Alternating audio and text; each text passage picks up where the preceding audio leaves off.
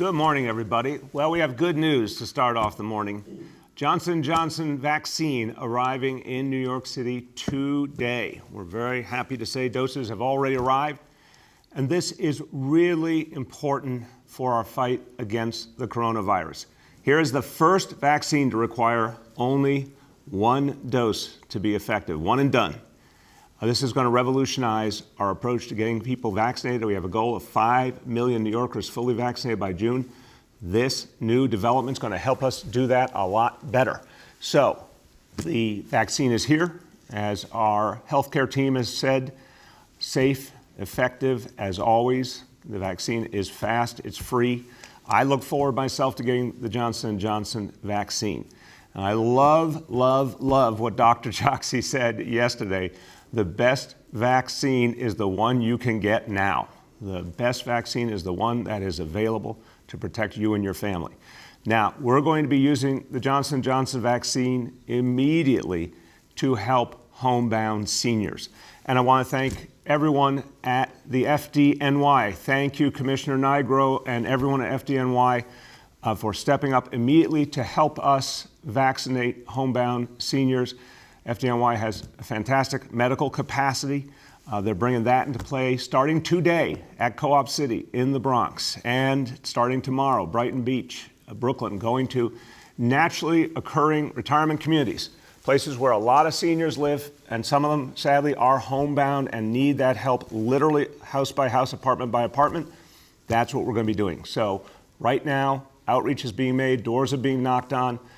Seniors who need this vaccination in their home are being identified, and they're going to be reached starting today, and that effort will grow as supply increases.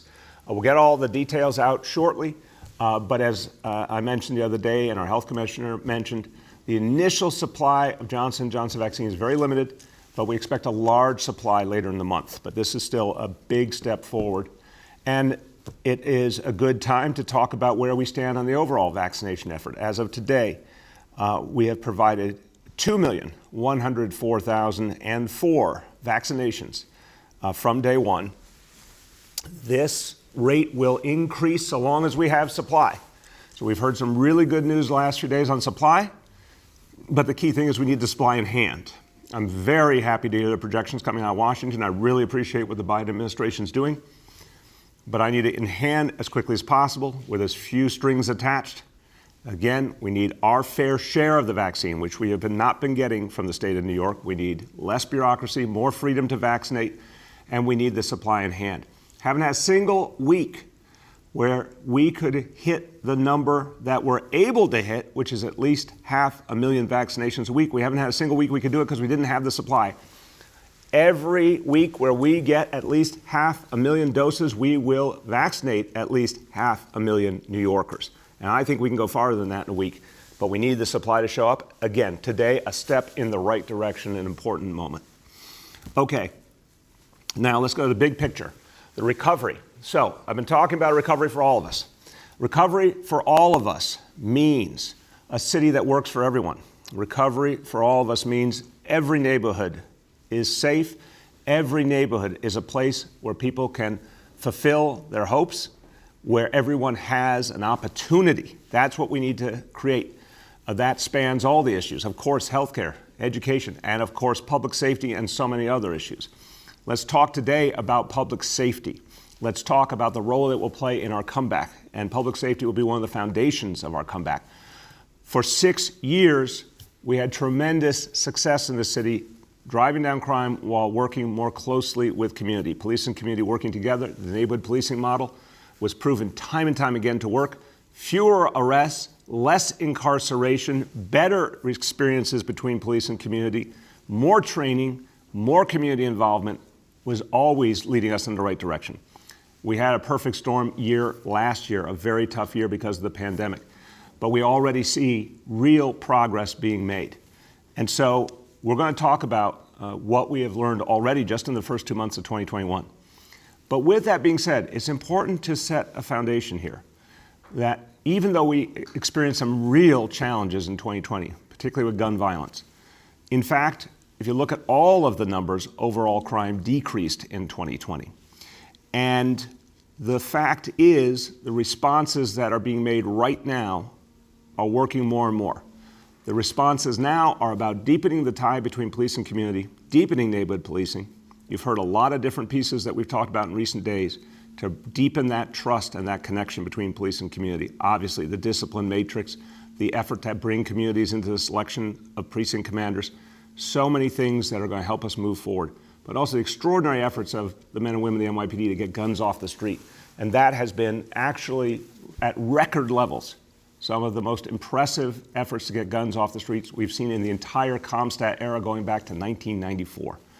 So a lot is happening.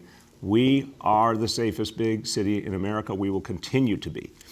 And it's important to see how that progress is developing, how we're using new technology as part of that effort, how we're focused on whatever new challenges we face, such as the horrible spate of crimes we've seen lately directed at Asian American New Yorkers, which we will not tolerate. We will fight back. We will ensure all Asian American New Yorkers are safe.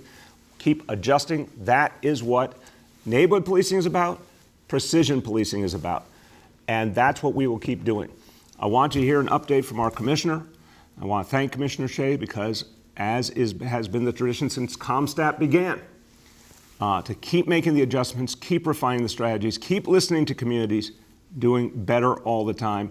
The commissioner will speak to you about the latest update on the battle to improve public safety in this city, and then I'll introduce new colleagues to talk about special efforts the NYPD is making.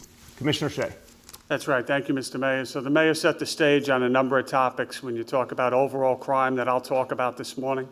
When you talk about where we are on overall crime from the 60,000-foot view, some struggles that we continue to have and working diligently on, such as the gun violence that continues to be a stubborn thing to stamp out here. Hate crimes, technology, and I'm going to be introducing a couple key members of our team as we go forward. So 2 months into the year, where we sit is we have a citywide index crimes, a decrease of over 20% in New York City. It's a 23% decrease. The one category of major index crime that we have an increase in through the first 2 months is a slight increase in stolen vehicles. When you look at gun violence coming out of last year and into this year continues to be something that we're working very hard at. I can tell you that before I came over this morning, I reviewed the gun arrests in New York City yesterday, and over 20 just overnight last night and yesterday in New York City by members of the NYPD out there engaging individuals with illegal firearms and taking them off the streets safely. So I thank all the members of the NYPD doing that very important and dangerous work day in and day out. When you look at the gun arrests that we've made in New York City through the first 2 months of this year, Mr. Mayor, over a 60% increase over 2020, and that's pretty remarkable. So they continue to get illegal firearms off the street, and we're working extremely closely with our prosecutors to make sure that there's consequences when those individuals have their day in court. When you look at transit crime, and transit crime has come up in the news quite a bit lately, we've surged over 500 officers into the transit system each and every day of late. When you look at the major index crime in transit, it's down 59% for the year to date. We know there's a lot of factors into that. The ridership is down, et cetera, but we're seeing a lot of positive things come out of that deployment already. And I'm going to finish up, and it's going to segue into some of the topics and people here with us on hate crimes. Mr. Mayor, you mentioned the hate crimes to the people of New York City that are looking, whether it's anti-Asian hate crimes, anti-LGBTQ, anti-Black, anti-Semitism. There's nothing that we take more serious than hate crimes. I'm going to introduce in a moment Deputy Inspector Jessica Corey, the new commanding officer of our hate crimes unit, the largest in the country that we have here in the NYPD. But we have extremely dedicated detectives throughout the NYPD, as well as the entire NYPD membership, the most diverse police department in the world that takes this topic extremely seriously. And we work very close with all 5 prosecutors in New York City to make sure there's consequences when somebody's apprehended for this crime. So overall, hate crimes in New York City are down 42% this year. Again, it's a year, as we know, with the COVID reality that we're in that's a little different. But when you look at the anti-Asian hate crimes, we have 6 versus 0, and we're paying very special attention to that, and Jessica can get into that in a moment. I'm going to finish just talking about, you heard the mayor mention technology. When you think back a year or so ago, we had a different topic going on about hate crimes, and we had a rise in anti-Semitic hate crimes, particularly in Brooklyn. And at that time, we talked about strategies to combat it. And we worked very closely with the community. We did a lot of work on the investigative side, the outreach side. And we also talked about how can technology help us. And we had a pledge at the time to install more cameras throughout New York City to help in that endeavor. I want to thank the City Council and the New York State Assembly, because as we sit here today, and the second person immediately to the left of the mayor is the Information Technology Bureau Deputy Commissioner, Matt Frazier. And Matt has been instrumental in the behind the scenes, helping the men and women of the NYPD, giving them the tools and the resources to use on the technology side. And I can report today that we've now installed over 200 cameras on the mayor's action plan regarding hate crimes, with more to come. And we have more to come, but I won't steal all of Matt's thunder regarding the ShotSpotter expansion, what we think is going to help us incredibly as we combat the gun violence in New York City. So without further ado, let me introduce 2 people that are to the mayor's left. First, Matt Frazier, the Deputy Commissioner of Information Technology Bureau in the NYPD. I'm going to let Matt speak for himself, but I can tell you that he does an incredible job day in and day out since joining the team. And to his left, Deputy Inspector Jessica Corey. And Jessica, again, will speak for herself, but she has recently taken over as the commanding officer of our hate crimes unit. And again, that is the largest hate crimes unit of any police department in the country, and I know that Jessica is going to do a phenomenal job. Jessica is coming from the crime prevention work that she's done over the last couple of years, and she's a 28-year veteran of the NYPD. So Matt, I'm going to turn it to you first, and if you could take it away. Thank you, Commissioner. Thank you, Mr. Mayor. As the Commissioner mentioned, I'm Matt Frazier. I'm the Deputy Commissioner for Information Technology. Now, I have the honor and privilege of leading the Bureau, but for all those that are watching, this is not just the job for me. I was born and raised in New York City, born in Brooklyn. I live in Queens today. And what an opportunity it is to be here, to help a city that I love, a city that my family lives in, become more safe and help with chronic conditions. If you go back to the past summer, I mean, we've seen an uptick in crime. We've a little bit of an uptick in crime. We've seen an uptick in gun violence, which is a problem that plagued the entire country. In my personal life, I had a family member that was subject to or was a victim of violent crime, hit by a stray bullet in a park. So I've seen firsthand the difference between having technology in the right area, what that can do in terms of getting people that are perpetrators of violent crime, versus not having technology and the level of effort that it takes to get those people within custody. So what we've done over the past years, we've taken a lot of input from community, both council members and state assembly, and also with members within the community itself to target both hate crime and the uptick in shooting violence. So in particular, what we've done is, as the Commissioner mentioned, we deployed over 200 cameras focused on the Mayor's Action Plan dealing with the hate crime conditions within the city. And then in addition to that, we deployed an additional 12 square miles of ShotSpotter coverage within the city. Now, this isn't just a scattershot approach to technology or just throwing technology at an issue. What we did is we looked at best proven technology to deal with the conditions that we had at hand. So with ShotSpotter, what we've seen historically since its inception over the last couple of years, we look at results. So there have been many incidents where we get a ShotSpotter alert, there's been no associated 911 phone call, there's been no report, and that alert is the only thing that we have to go on. We respond to the scene, we are able to collect ballistics. In some cases, we get into a lobby. In the lobby, we pull surveillance video, and we're able to identify the perpetrator of the crime or who pulled that firearm. In addition to that, we also have, in areas where we have ShotSpotter coverage, a 12% faster response time. So it's more than just knowing that something happened, but it's getting there quicker so that we can react and collect and get the people that are the perpetrators of that crime. So when we looked at ShotSpotter, we also looked at the hate crime conditions, and we looked at technology as a whole. we took a look at how we could use both the Argus cameras that we deployed for the action plan and also the ShotSpotter technology so that we could have more informed response or precision policing in the event that we got an alert. So when you look at how that materializes today, in the event that a ShotSpotter alert gets triggered, an officer that's responding will get an alert saying that that happened. They'd also have the ability to look at a surveillance camera in the area to see who may have fired that weapon and the perpetrators that are involved in that, and that leads to more recoveries, and also it leads to keeping those types of people that are perpetrators of those crimes off the street. In addition to that, if you look at what the Argus cameras provide as a whole is a deterrent. So for folks that know that those cameras are present, they're less likely to commit those types of crimes. And in addition to that, it gives us, those that are seeking to get those people off of the street, the ability to see who's actually perpetrating that. So as a whole, we have 200 cameras that we've deployed to date. We have a plan to deploy 200 additional cameras. ShotSpotter's been expanded by 12 square miles, and by the end of this month, we're going to expand by additional 4 square miles. Excellent. Thank you. Thank you, Deputy Commissioner. Inspector.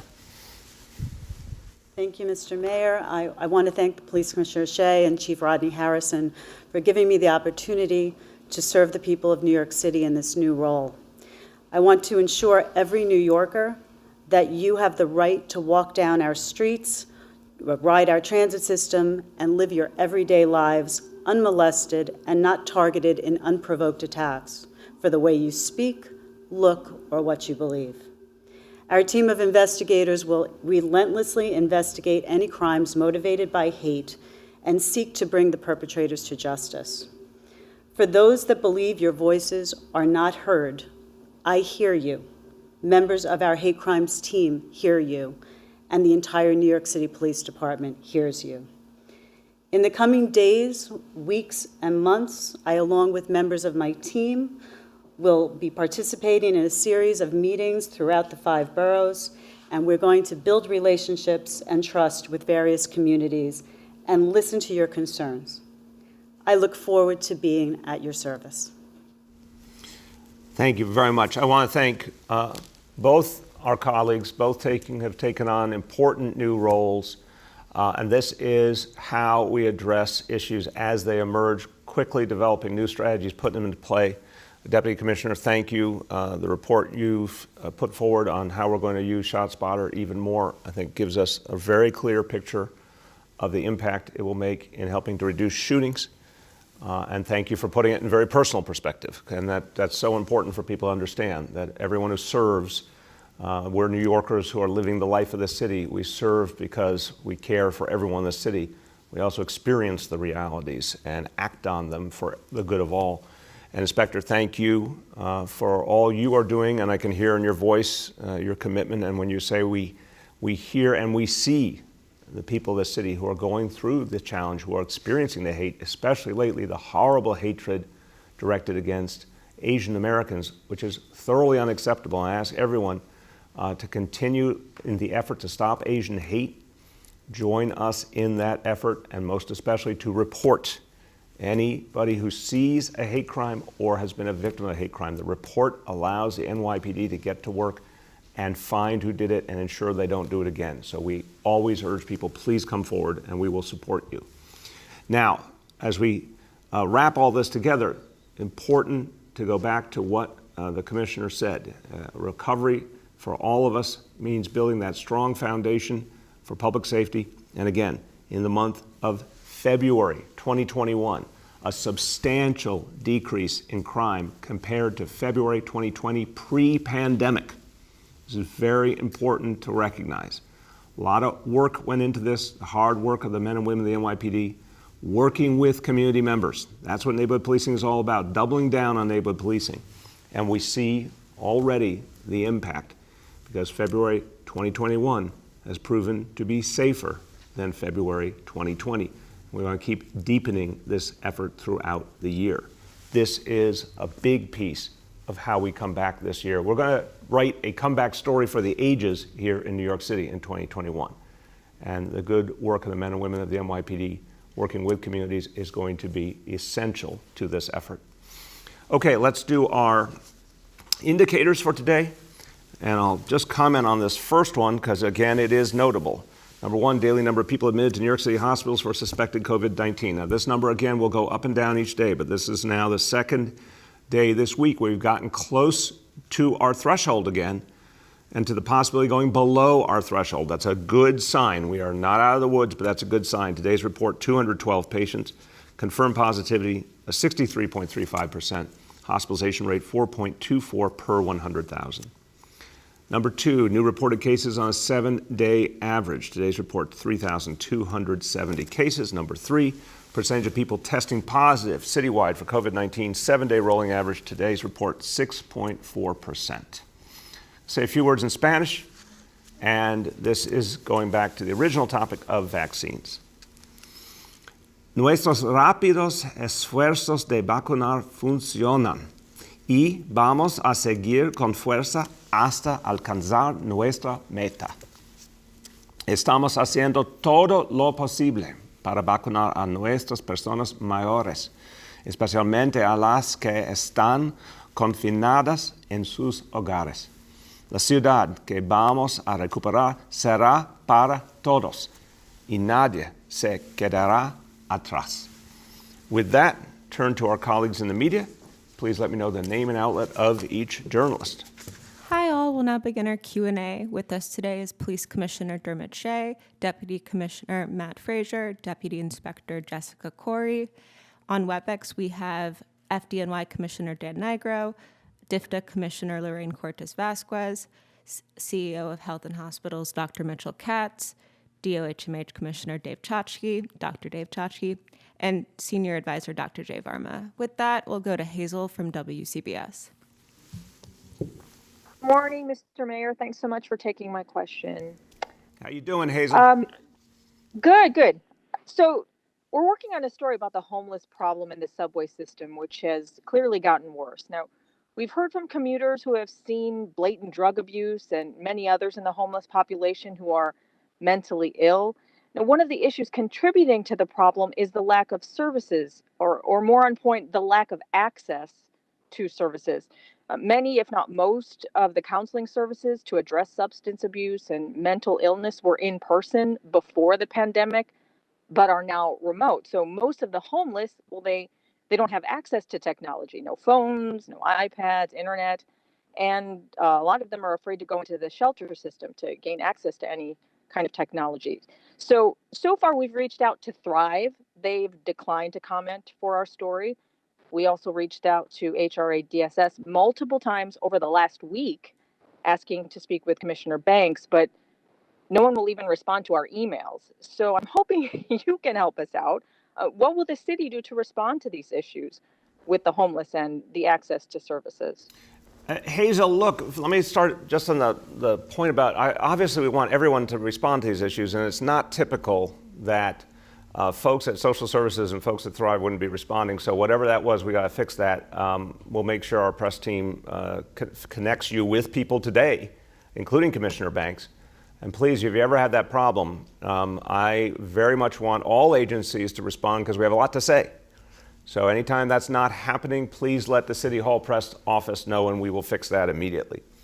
Let me say this, I want to turn in this instance to Dr. Mitch Katz in a moment because he's been very, very involved in the issue. And in fact, I respect your question, Hazel, but I disagree with one part of it, which is that there are not places for people to turn in person. There are many places for people to turn in person, including health and hospitals and clinics that have been doing a lot to help homeless folks with substance abuse issues and mental health issues, and especially the safe havens. And in fact, Hazel, I would say to you honestly, everyone's deeply concerned about homelessness in the subways. We're feeling it, but I don't agree with the characterization because there are so many hundreds of outreach workers out there all the time who during the pandemic kept going out and succeeded in bringing hundreds of people off the street. And we reported this many times, Hazel, and we'll go back and show you the data. When the beginning of the shutdown of the subways for the overnight cleaning, a huge number of homeless folks actually accepted services, went into safe havens, stayed in safe havens, got help, did not go back to the street. Daily News did a really important editorial on this a couple of weeks ago. So that has been working better than we experienced before the pandemic, in truth. We have more safe havens. We just announced another safe haven, 1,000 more safe haven beds. That strategy has been working to get folks off the street. And safe havens work because there's mental health support and substance misuse support in the facilities. So no, in fact, there's a lot of help available in person. And I want Dr. Katz to talk about the work that the extraordinary healthcare heroes at health and hospitals do. If someone homeless is brought to them because there's a problem, they provide that kind of support. Dr. Katz, could you speak to that? Yes, thank you, sir. And Health and Hospitals considers taking care of people who are homeless the very top of our agenda and mission. And all of our facilities will connect patients who are homeless to safe haven beds. We have a great relationship with the Department of Homeless Services. We do a warm handoff where we call them, we tell them about the person. They actually will come to our facilities and with transportation to bring the person there. Meanwhile, we connect them to substance treatment programs if that's their issue. All of our emergency rooms will start emergency treatment for people who have opioid addictions. All of our emergency rooms have mental health support. We will see people short-term. We will connect them long-term. I've been on the streets myself with outreach workers, and I think New York City, having come from San Francisco and Los Angeles, I think New York City has a much more robust and meaningful effort to help people from the streets to get the help they need. Thank you, sir. Thank you. Go ahead, Hazel. And Johnson vaccine. We've spoken to the family of a woman by the name of Gladys Letty in Washington Heights. She's 87 years old, has Alzheimer's, diabetes. She's non-communicative and homebound. Now, her family is so desperate to get her vaccinated because leaving home for her is not an option. They've really struggled to even get an appointment. So if you are a homebound senior now or a family member of a homebound senior, how do you get that senior on the list for the Johnson & Johnson vaccine? So we're just starting the effort now. We have with us our Fire Commissioner, Dan Nigro, and our Commissioner for the Aging, Lorraine Cortez Vasquez. Everyone is coordinating to set up a specific path to get as many homebound seniors vaccinated as possible. Now, again, we're getting a small number of doses to begin, but a lot more later in the month. But what we're going to be doing is to move area by area. So we're starting with Co-op City, which is an area, obviously 40,000 or more people in one place. We can get a lot done there. As I mentioned, Brighton Beach will be next. We're going to be moving around to different areas.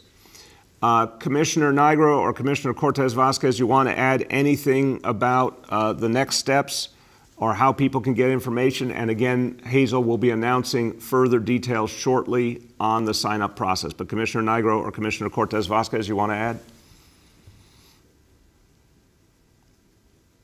Okay, so maybe muted. Okay. Yes. Go ahead. I'll be more than happy. Thank you very much, and thank you for the question. We have about 20,000 homebound older adults, and we've just planning a rollout with the support of the fire department, which we're really grateful for this partnership. How we're identifying them through either home care agencies, home delivered meals programs, and we're calling those families and making arrangements for them to schedule an appointment and get the vaccine delivered by by the fire department. I'm sorry about that. And we're also working through our senior adult providers.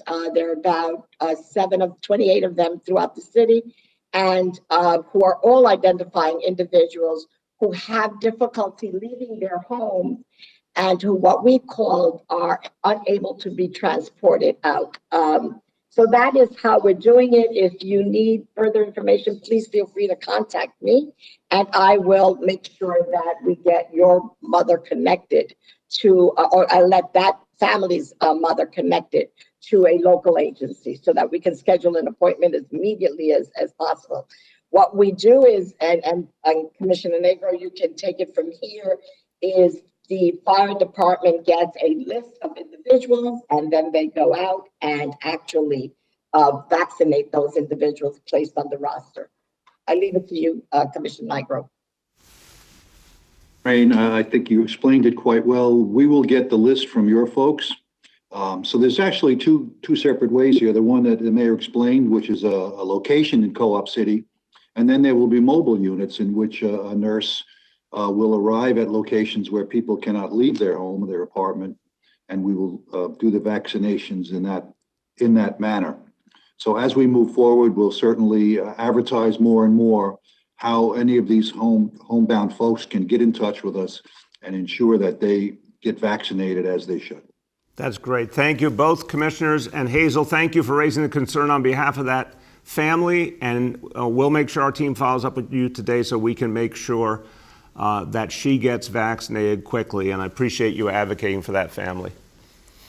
Okay. Next, we'll go to Dave from WABC. Hi, Mayor. Can you hear me? Yeah, Dave, how you doing? I'm doing fine. Hey, I just wanted to ask you, I don't know if you had I'm sure you were busy yesterday, but I wanted to see if you had a chance to watch the governor yesterday, what you thought of his apology. And also, I was a little bit surprised, I didn't know if you were, that you seemed to take given his circumstances, he still took a shot at the city and how it's doing. What did you think? I think he was disrespectful to the people of New York City. Look, this city has been heroic. The people of this city have been heroic. This city fought through being the epicenter of this crisis, came back. We created the biggest test and trace corps in America. We brought back our public schools. The men and women of the NYPD have been out there doing extraordinary work, getting guns off the street. People in this city are fighting back, and we are recovering quickly, strongly. And you would think any governor would support that and celebrate that, not denigrate it. But clearly, he's trying to distract attention from his own problems. He's got 3 women who have brought forward allegations of inappropriate activity and sexual harassment. He has a nursing home scandal and a cover-up related to that scandal. He's trying to distract attention away from that. And people are smarter than that. They understand that everyone in this city is moving heaven and earth to come back strong. He should address his own problems, not try and put down the people of New York City. Go ahead, Dave. Mayor, just as a follow-up, I know the last time that we asked you about his previous apology, you said, come on, that's not an apology. Did you think that this overall apology was more sincere, more believable? Give it a grade. I don't do grades. I'll just answer no. No, I don't think it changes anything. Go ahead. Next, we'll go to Dana from the New York Times.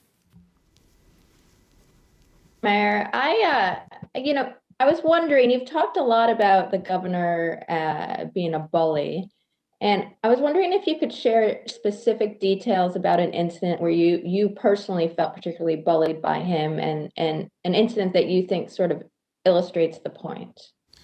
Look, thank you for the question, Dana. I'm not going to be able to throw out a vignette on a moment's notice. I can certainly say that reports, for example, demanding that people be fired, absolutely that's happened, which is absolutely inappropriate.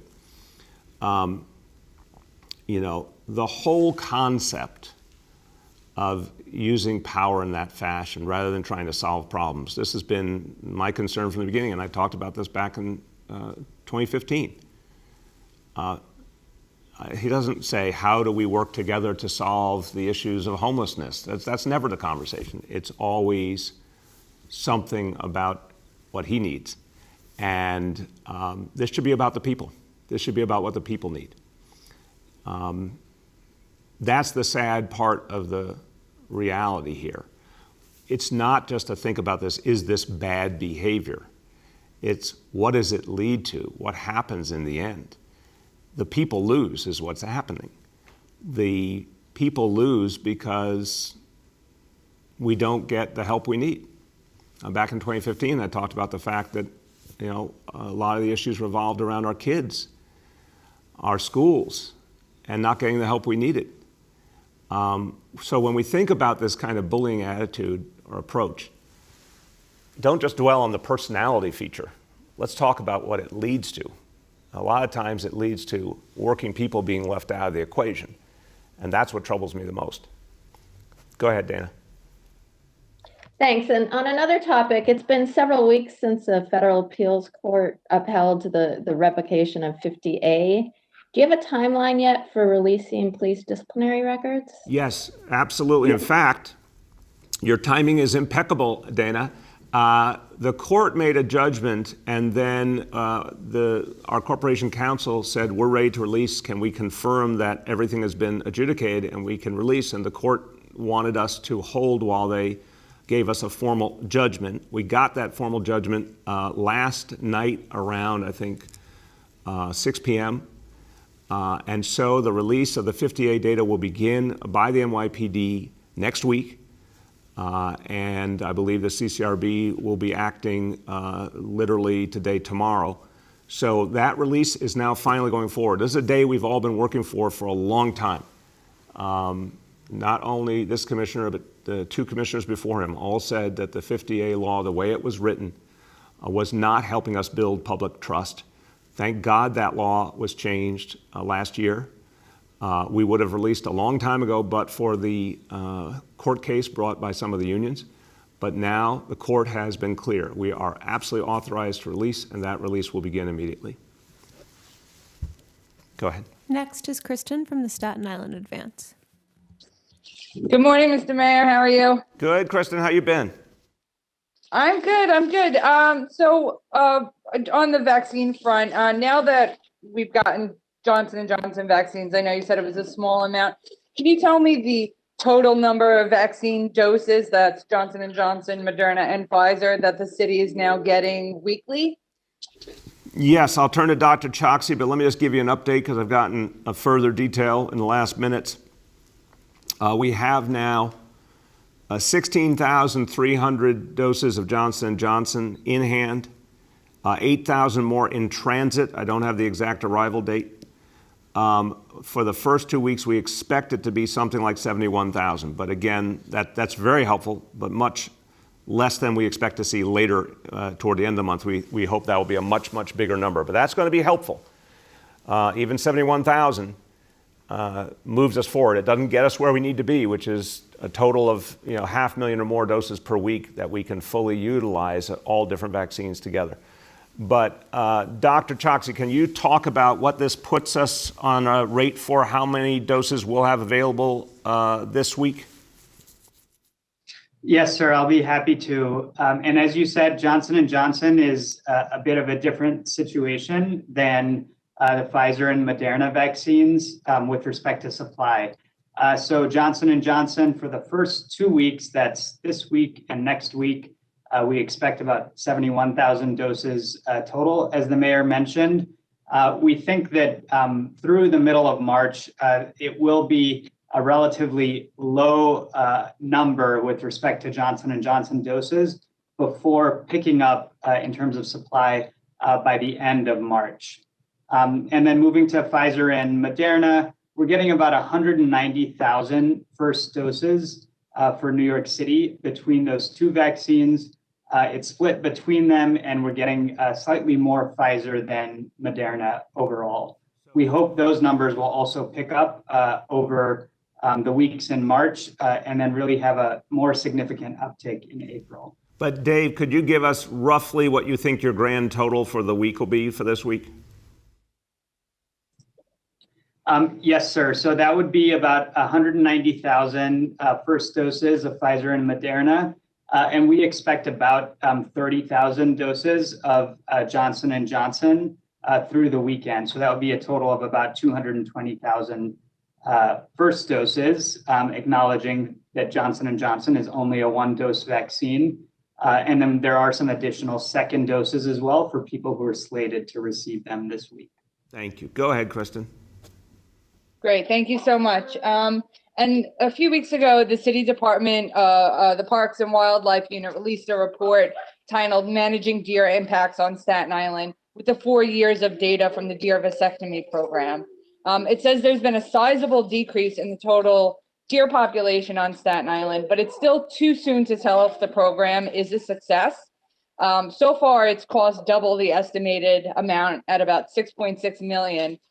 And while the population has been reduced, the deer is still killing the ecosystems within the borough's parks.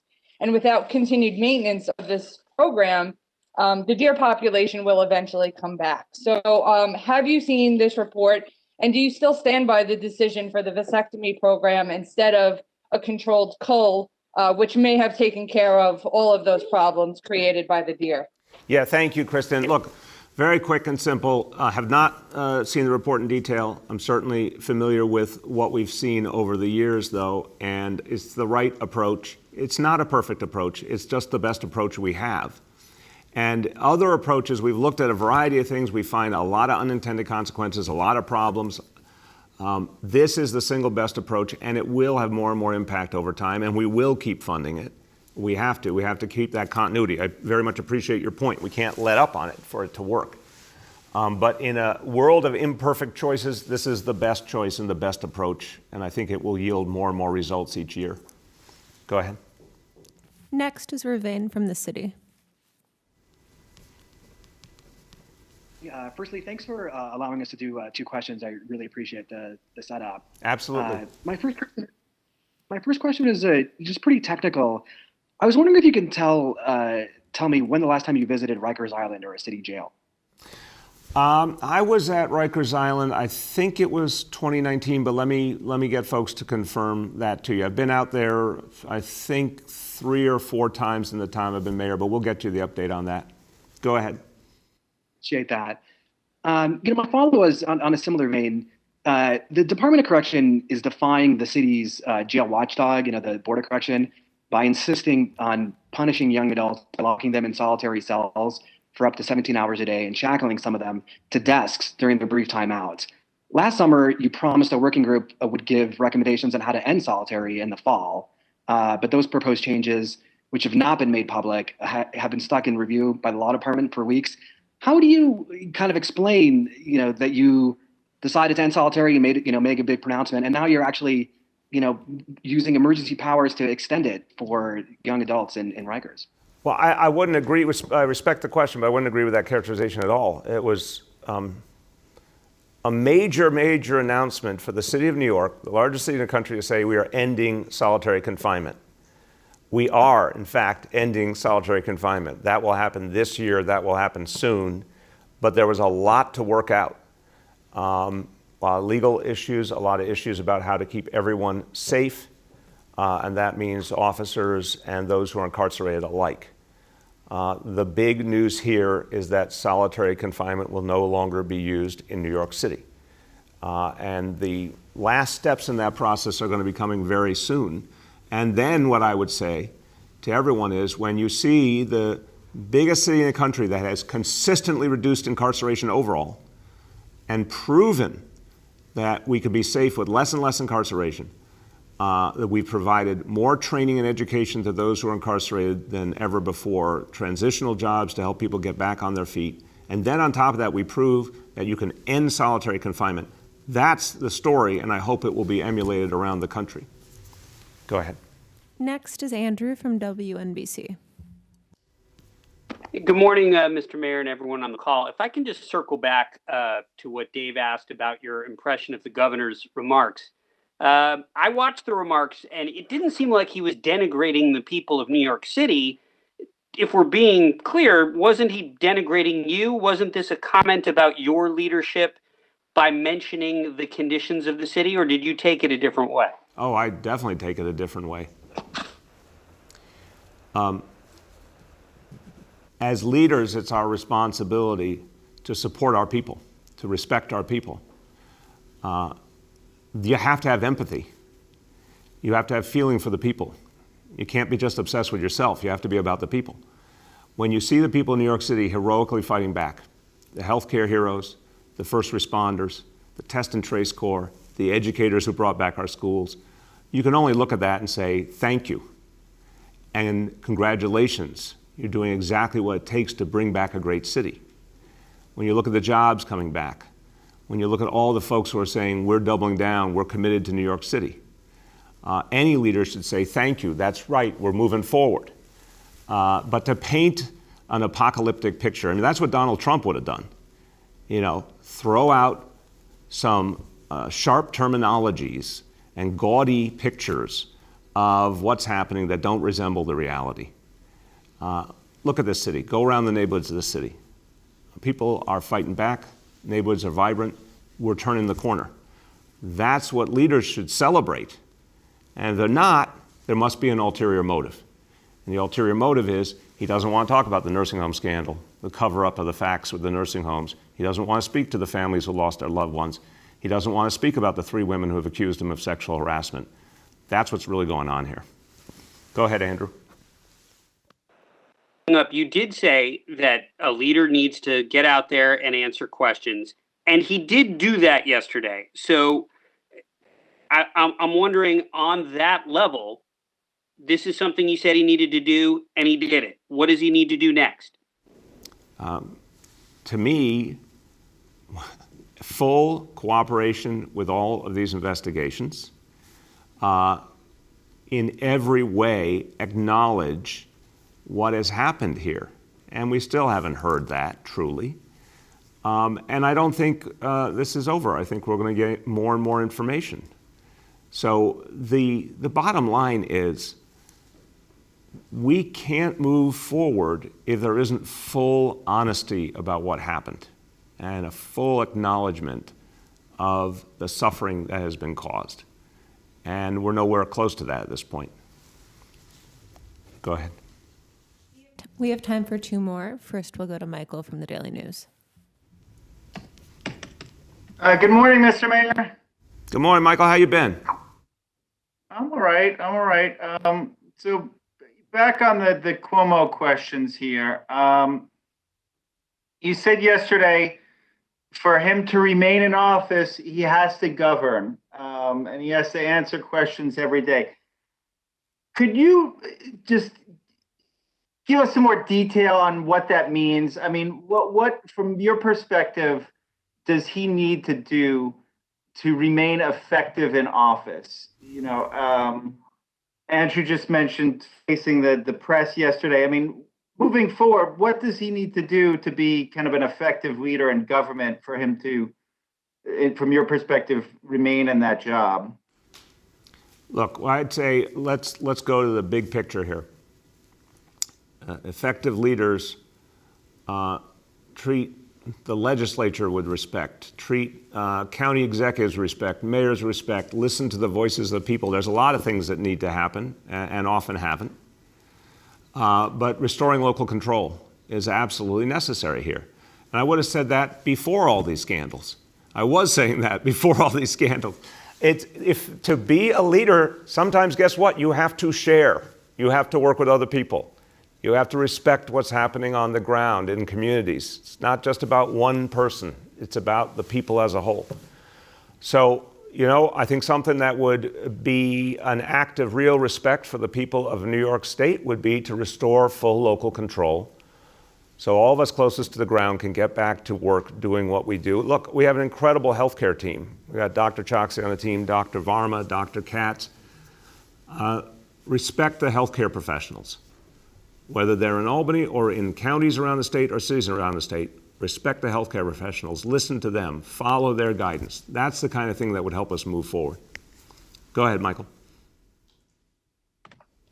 Okay, just a follow-up to that. So, I mean, if the governor doesn't restore local control, do you then envision calling on him to step down? Michael, that's not what I'm saying. I'm saying the right thing. You asked the question, what would it be like to actually effectively govern? We have more work to do to overcome this pandemic. but we're in a totally different situation than we were a year ago. And this city is recovering and recovering rapidly. Important fact, our OMB estimates are that we will have 4.5 million jobs in the city by the end of the year. The recovery is happening now. We could do more if we had more freedom to vaccinate, more ability to make our own decisions and move quickly. We need local control to do that. So that's what good government would look like at this point, restoring the rule of law as it was, restoring the normalcy of government so we can get our job done. That's an example of smart, good government at this point in history. For our last question, we'll go to Nolan from the Post. Nolan? Yes, can you hear me? There you go. How you doing, Hello. man? How you doing? I'm all right. How are you? I'm all right. How are you? I'm hanging in. You haven't explicitly ruled it out, so I figured I'd ask you, do you think you'd be a good governor? Nolan. Nolan, look, you watch these briefings every single day. I hope you can tell whatever aspect of the COVID crisis you ask me about, I'm deep in fighting back this crisis, working with our healthcare team, working with the people of the city to bring the city back strong. That's what I'm doing. That's what I'm focused on. The future will take care of itself. I'm focused on bringing this city back. Go ahead, Nolan. The answer reminds me a lot of the answer you were providing in the run-up to 2019.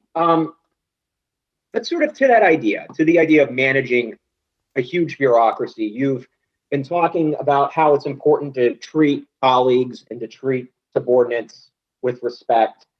And you've been blasting the governor over his bullying of his staff and of lawmakers. There have been a lot of reports and talking to a lot of staffers of yours who say that you have your own tendencies when it comes to managing, where if the governor is a screamer, you're someone who can be deeply personally insulting, and you leave people questioning their self-doubt oftentimes after interactions with you, especially if things haven't gone exactly to script. So do you think that management style works? And have you adjusted it at all since many staffers went public with it in all of those open letters during the summertime? Yeah, Nolan, I don't agree with any of your characterization, with all due respect. This is a very, very intense place, but it's a place where we focus on collegiality and a team environment. We have to get a huge amount done. There's no place like New York City Hall in terms of how much has to get done each day, the intensity of the issues, the importance of the issues. It is a tough environment, but we all work together. And we have a team that reflects this entire city. And yeah, we have intense conversations, but I'll tell you one thing. Even when I'm putting people through the paces, I ask everyone's view and opinion. One of the things I cherish is I say the way we do things is everyone gets to recommend the course of action, which I think is highly respectful of people. I say, I want to hear what you think we should do. And that's how every meeting proceeds. And then I challenge to see if I think it's the right idea. And I test to see if it holds water when we put things through the paces. And that should be an exacting process. But it's a process where I start by respecting the professionalism and the intelligence of the people in the room. And I think that's allowed us to do great things. That's why we got to pre-K for all in record time. People literally said, go back and check all the coverage, Nolan. They said there was no way in hell we could have pre-K for every child in New York City and do it as quickly as we did it, but we did. You go over, our affordable housing plan. People said it was going to be impossible. We got it done on pace, and in fact, we added 50% more. No one said, wow, you guys are going to be able to bring down crime while reducing incarceration, while reducing the number of arrests, while implementing neighborhood policing. You're not going to be able to do all that. We did all that. And then this last year, building the biggest test and trace corps in the country, bringing back the public schools when people said it couldn't be done, took a lot of work. But I submit to you that the leadership approach I use gets things done because I choose great people.